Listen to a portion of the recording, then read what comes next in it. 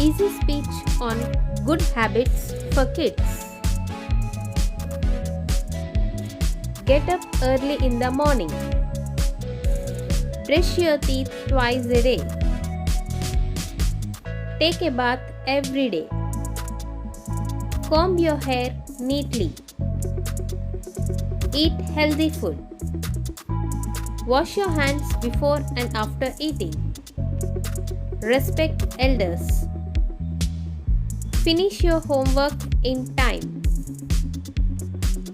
Always put the garbage in dustbin. Be punctual. Don't waste water. Be honest. Cut your nails regularly.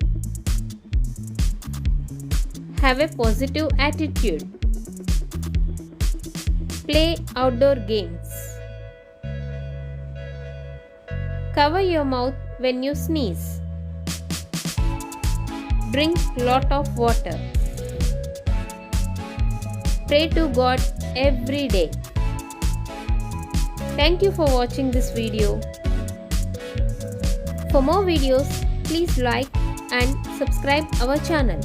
Thank you.